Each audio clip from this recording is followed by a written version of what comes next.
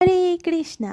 এখন বাজে ভোর 4:30। তো আমরা 2:30টা থেকে রেডি হচ্ছিলাম রাসবিহারী মন্দিরে যাওয়ার জন্য, যেহেতু আজকে সেখানে শোভাযাত্রা।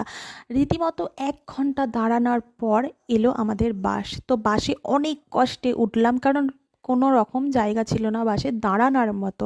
তো আমরা পৌঁছে গিয়েছিলাম রাসবিহারী মন্দিরে, যেহেতু আমরা 1 ঘন্টা লেটে পৌঁছেছি মন্দিরে।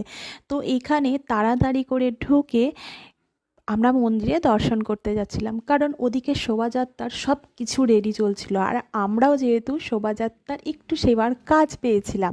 তো উঠেই প্রথমেই আমরা দর্শন করতে যাই ভগবানকে দর্শন করতে গিয়ে আমি তো আমার চোখ সরাতেই পাচ্ছিলাম, যেন মনে হচ্ছে মন ভরে দর্শন করেই যাই, এতটা সুন্দর লাগছিল, চোখ তো সরানোই যাচ্ছিল না। তো ওখান থেকে আমি দর্শন করে বেরিয়ে পড়েছিলাম যেখানে শোভাযাত্রা। শুধু আমি না, আমরা 3জনেই।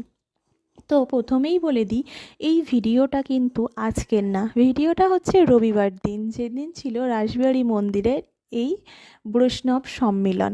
চলুন আপনাদেরকে সেটাও আমি দর্শন করাবো, কিন্তু আমি আপনাদেরকে ওটা নেক্সট পার্টে দেখাবো। এই ভিডিওটা যেহেতু অনেকটা লং হয়ে যাচ্ছিল, সেই জন্য ভিডিওটা আমি একটুখানি করেছি। শোভাযাত্রার কিছুটা অংশ আপনাদেরকে দেখাবো, বাদ বাকি অংশটা কিন্তু আপনাদেরকে আমি নেক্সট পার্টে দেখাবো।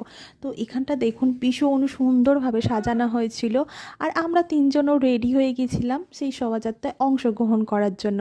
চলুন দেখাই যে আমাদের কীরকমভাবে রেডি করা হচ্ছিল। প্রথমে ফার্স্টেই ছিল সেটাও আমি আপনাদের সাথে শেয়ার করব, আর লাস্টের যে ভিডিওটা, পুরো প্রসেশনের ভিডিওটা, সেটাও আমি আপনাদের সাথে শেয়ার করার চেষ্টা করব। তো আর আপনাদের সাথে দেখা হচ্ছে নেক্সট ভিডিওতে। রাধে রাধে।